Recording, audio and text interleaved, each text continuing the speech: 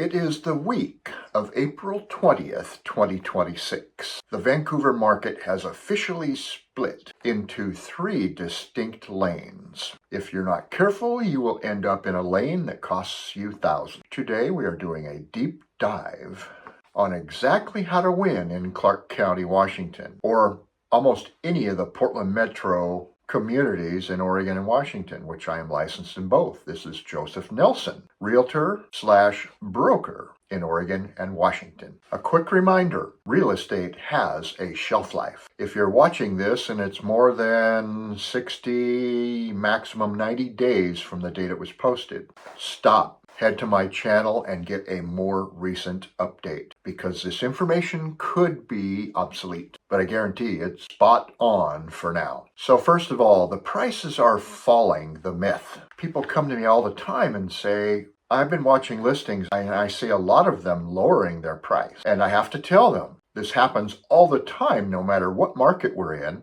If people price their homes higher than the realtor recommends because they're convinced they can get more, it'll sit on the market for 30 days and then they will lower the price. So when homes are overpriced, of course the prices are going to come down. Now data tells us that the market is down about 2 to 3% over last year, but that's a rounding error.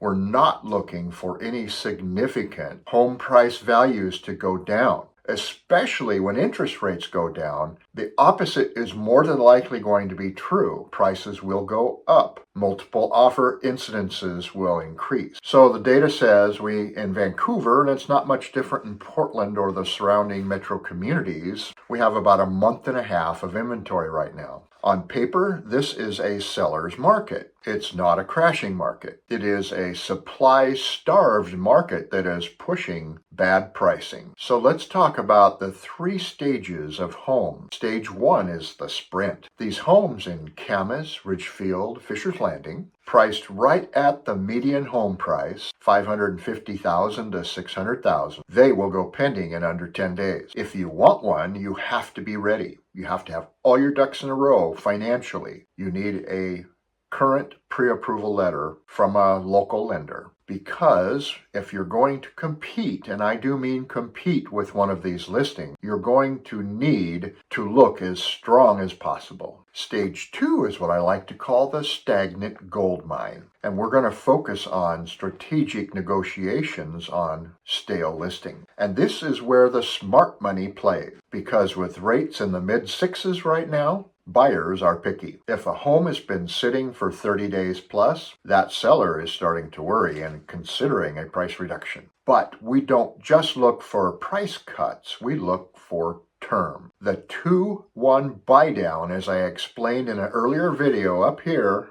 is where we ask the seller to contribute all of the money necessary to offset the amount of interest you're going to save in the first 2 years. And on a $500,000 home, this is about $10,000. So now let's look at a couple communities that are very close to one another. Let's look at the differences between Battleground and Salmon Creek. Battleground is more of a stage 2 market right now. Salmon Creek is more of a stage 1. Remember, stage 1 homes are flying off the shelves. We have less negotiating power. Stage 2 homes, we have considerable negotiating power. So let's look at a home that's on the market for $500,000. It's been on the market for 30 days. A $10,000 price drop, if we negotiate to $490,000, saves you about $65 a month. That doesn't help your lifestyle. But the power move is to ask the seller to contribute $10,000. We pay list price for the home, for instance. Ask for a $10,000 contribution towards the 2-1 buydown, and that saves you nearly $500 a month in the first year. To get that same $500 reduction in payment, you would have to ask the seller to lower the price almost $100,000 down to $400,000. And can I tell you, that is not going to happen. Nobody is dropping their price by $100,000, but $10,000 is an easy win. Stage 3 is the unicorn trap. As I broke down in my previous video right here, why you must stop looking for unicorn. And by the way, my one of my granddaughters loves unicorn. You're waiting for the perfect crash in the market or 3% interest rate, and that is a losing game. When the rates drop, and I don't believe they will ever hit under 3% again, we are likely to see rates in the fours here before too long. If we can get out of the Middle East and gas prices moderate a little. So when the interest rates come down, even the stage 2 listings are going to disappear quick. So let's talk a little bit more in case you're one of the few that don't go watch my video on unicorns. What is a unicorn? A unicorn is a home that stands out. It checks all of your boxes for what you're looking for in a home with a price that is too good to be true. And why is it this low? Maybe that's what it's worth. And it has conditions which make it unfinanceable. FHA, VA, and conventional loans carry standards that a house must meet in order for the lender to believe that the house is still going to be standing in 30 years. Many of these have issues that aren't readily findable on the Zillow listings. You have to scroll way down to where it says see more, and you may have to scroll down again and say see more.